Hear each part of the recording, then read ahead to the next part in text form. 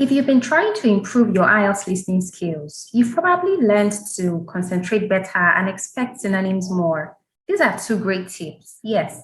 Today, we're going to attempt a complete IELTS listening practice test to help you get a band 9 in your IELTS listening.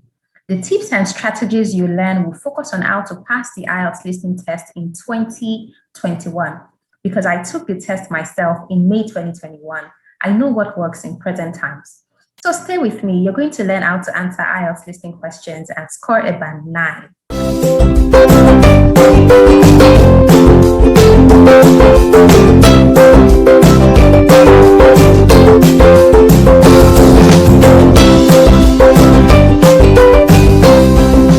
Hey everyone, my name is Adenike Babalola and I'm the brain behind IELTS with AB. I'm also your IELTS instructor for today's video. Every week, IELTS with AB releases a new video to help you prepare for the IELTS test and pass it at your convenience. This channel is dedicated to anyone who's looking to travel or work in English-speaking countries like Canada, New Zealand, the US, the UK, and Australia. So make sure that you're subscribed to my channel so you don't miss out on any information you need to pass your IELTS test once. And click the notification bell to get updated when a new video is up. So the listening test, the IELTS listening test is, it's the first skill that you attempt on your test day. And you have 40 questions, with 40 marks, right? It's divided into 4 parts, part 1, part 2, part 3, part 4. And each part has 10 questions. Now, there are 10 different types of IELTS listening questions that you can have. Okay, so if you're looking at the screen right now, you'd see that this is a note completion. Okay, this is a form completion rather, because you can see customer satisfaction survey. Okay, so you see that somebody is providing information to somebody else. So this is a form that has to be filled. All right, and you can see customer details, name, occupation, journey information, satisfaction with journey, and all of that. So you are to fill this form with how many words? Can you see the instruction? 1 word and or a number. Okay, so these are the kind of questions you have. Let me go down a bit so that you can see what you have in the next one. Oh, interesting. This is a map. And this is one of the question types that people struggle with in the IELTS listening, okay? Map labeling can be tricky for some people, but honestly, we're going to do it together now and you're going to figure it out, okay? So we also have the short answer questions where you have to pick 2 out of 5, right? It says choose 2 letters, A to E. So this is another one. Then if you go down, I think that's multiple choice up there. Okay, no, this is another, short answer question. So you pick 2 out of 5 again. Now, this is multiple choice where you have to pick 1 out of 3. And honestly, many people struggle with this part as well. But we're going to do it together so you will figure it out. All right, then this is the other part of part 3. And then this is matching information. Okay, so if you want to do this, who should you go to? If you want to do that, who should you go to? Is it both of them? This is another one that people sometimes struggle with, but honestly, it's easy. We're going to figure it out together in this video.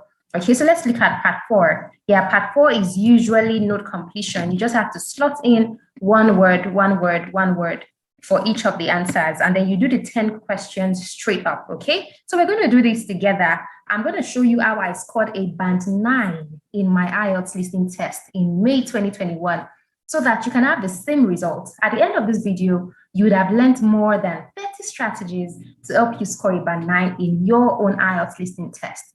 So let's get started, okay? I'm going to play the audio files. Yeah, I'm going to play the audio so that we'll attempt the questions together. Okay, I've gone past it.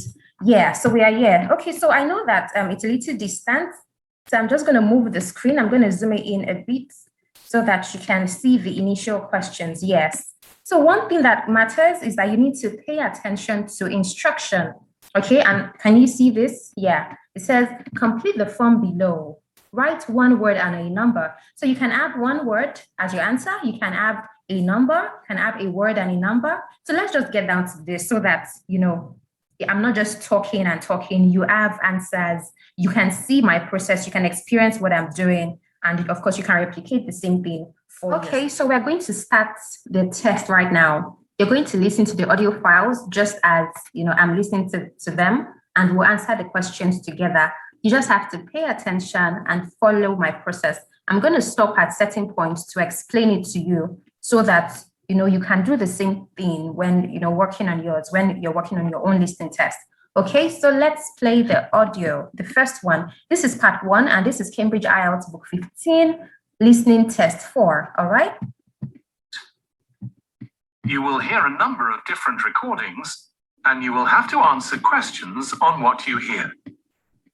There will be time for you to read the instructions and questions, and you will have a chance to check your work. All the recordings will be played once only.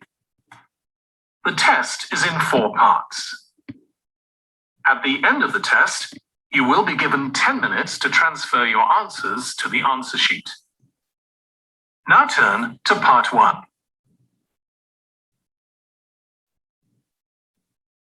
Part 1. You will hear a representative from a train company talking to a woman about her train journey. First, you have some time to look at questions 1 to 6.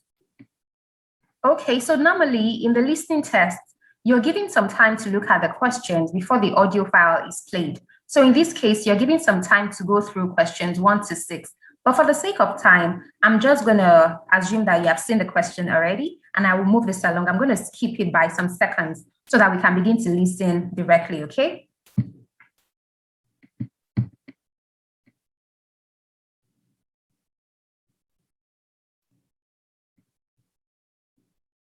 Now listen carefully and answer questions 1 to 6. Hello, do you mind if I ask you some questions about your journey today? We're doing a customer satisfaction survey. Yes, okay. I've got about 10 minutes before my train home leaves. I'm on a day trip. Great, thank you.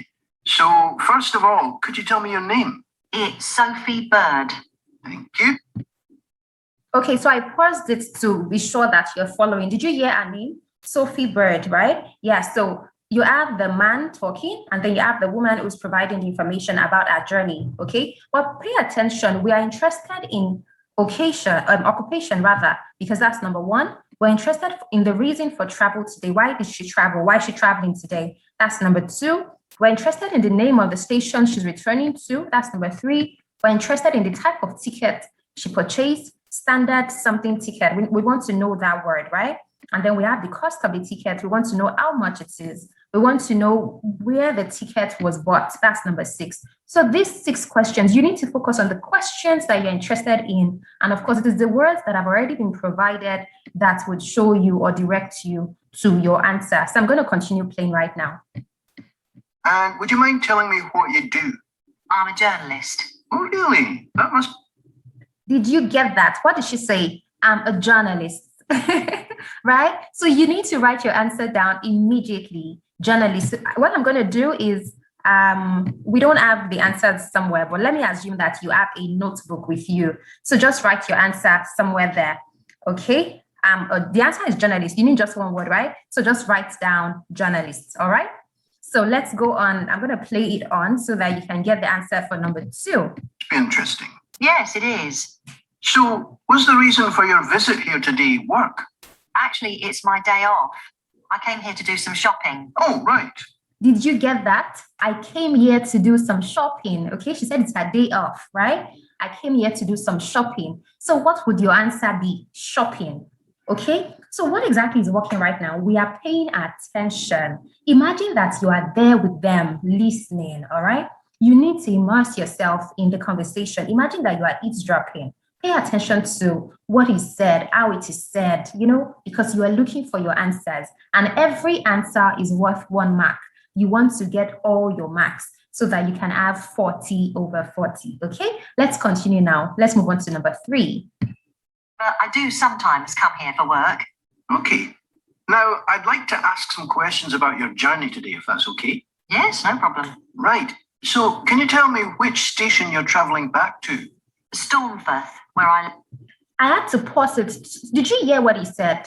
Okay. You're traveling back to. What station are you traveling back to? Can you see that on your paper? What they wrote is returning to, but the man said traveling back to. What is the point I'm trying to make? Pay attention to synonyms. Returning to, back to, traveling back to. They're synonyms here. It's a paraphrase of what is on the paper. So you want to be sure to Pay attention because the words you see on the paper are going to be exactly what you would hear in the audio, okay? So she mentioned Stanford, but it doesn't look like a word I can spell, right? Or did you get your spelling right? So let's continue because many times when they pronounce words that are not common, they tend to spell. So let's see if this word will be spelled. Bev. Can I just check the spelling? Staunfirth?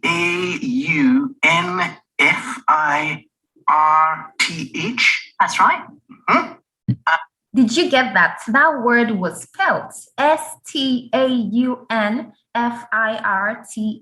Okay, that word was spelled. So take note, when words that are not common are produced or pronounced, they are often spelled. Okay, let's proceed. And you traveled from there this morning? Yes. Okay.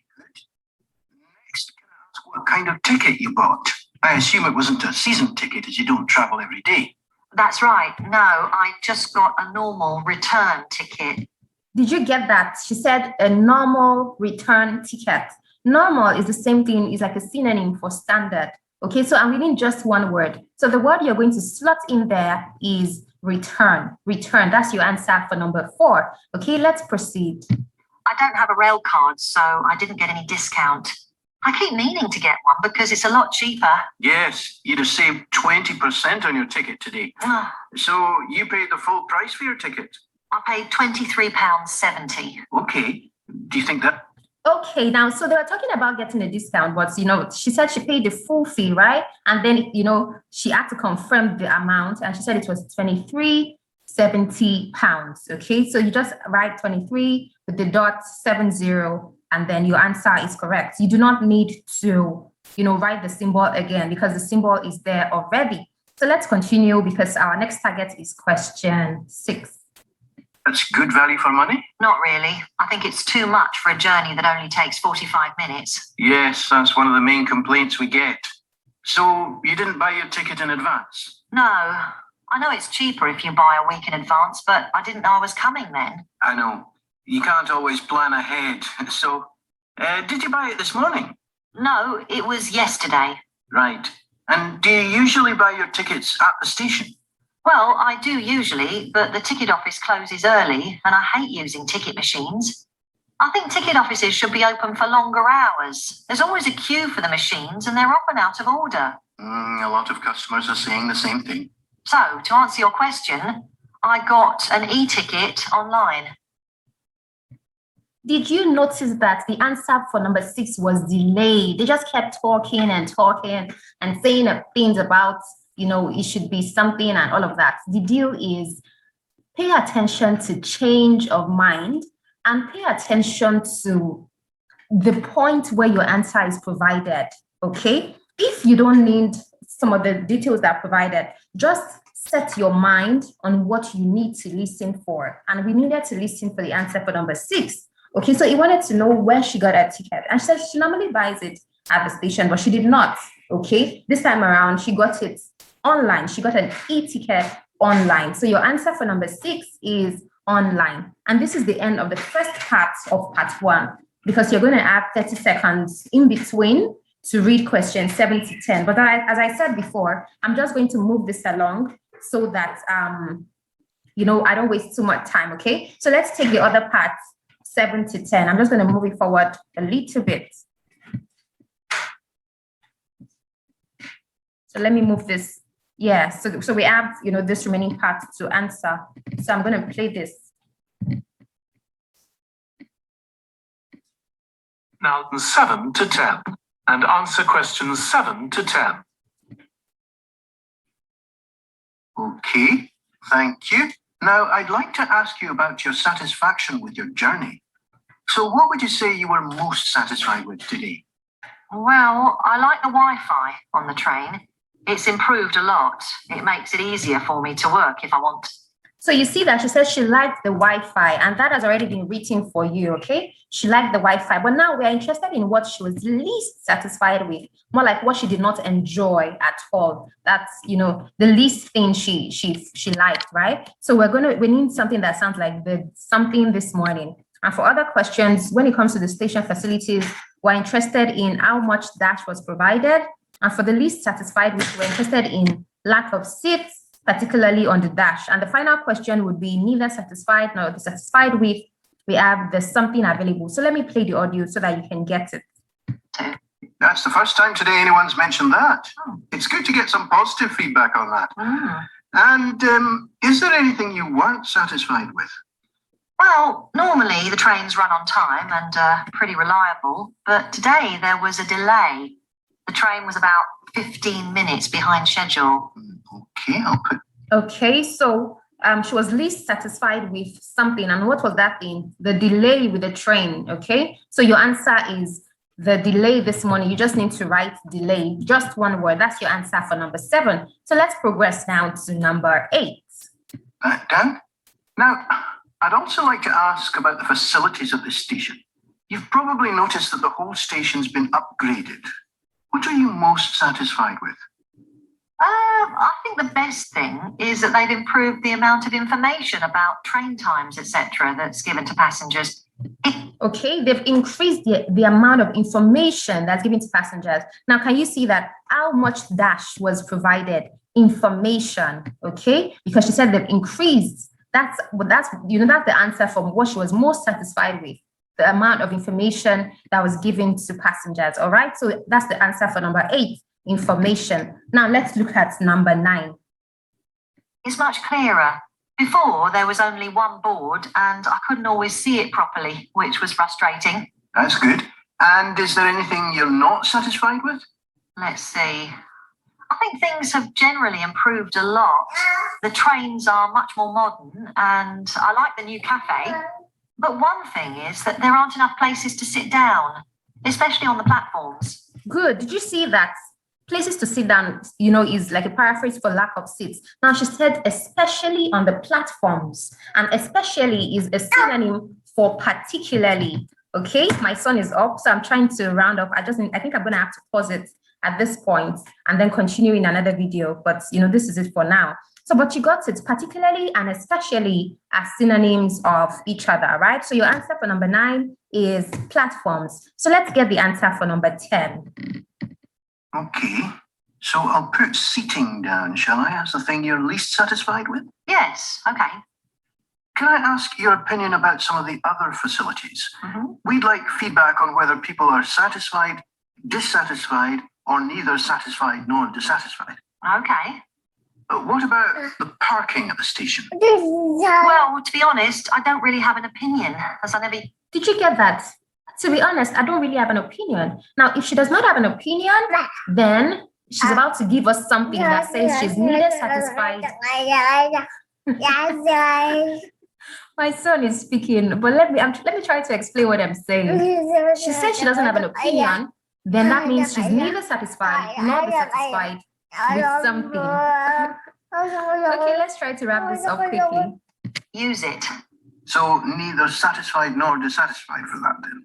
Yes, I suppose so. Okay.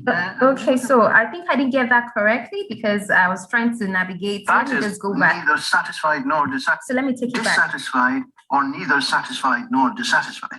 Okay. What about the parking at the station? Okay. Well, to be honest, I don't really have an opinion as I never use it. Okay, so that word came before. So you see that this is a mistake that can happen to everybody, right? If you don't pay attention to the word before, you might not get it. And that word was parking, and it was provided before.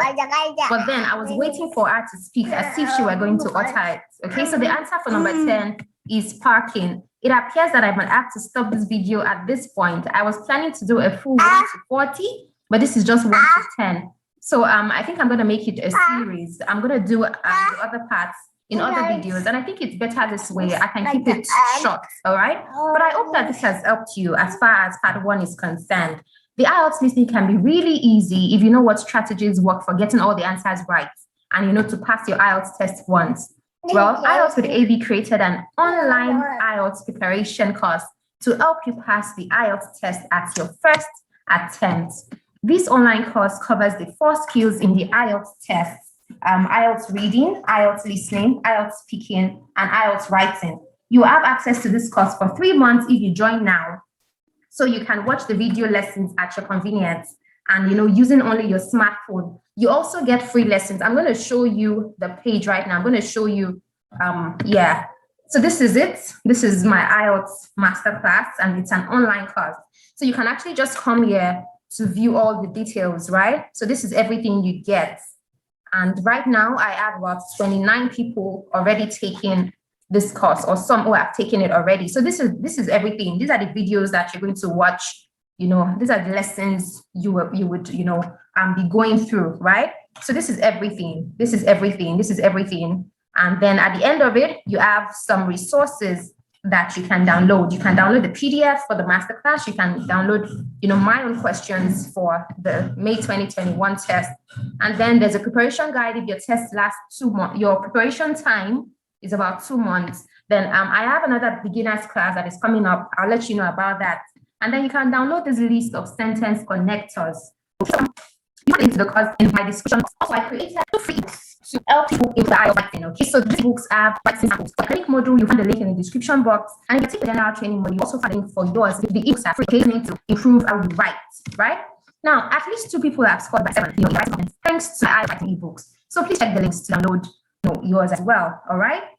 If you thought this video was helpful, make sure you like it, leave a comment telling me what you loved about it, and share with people you know who are also on the IELTS preparation journey. Don't forget to subscribe to my channel and to follow me on social media. You'll find the links to my Instagram, my Facebook, and LinkedIn in the description box. All right. So click to connect with me. Once again, thank you so much for watching. I'm Adenike Babalola, the brain behind IELTS with AB. I'll see you in the next video. Bye-bye.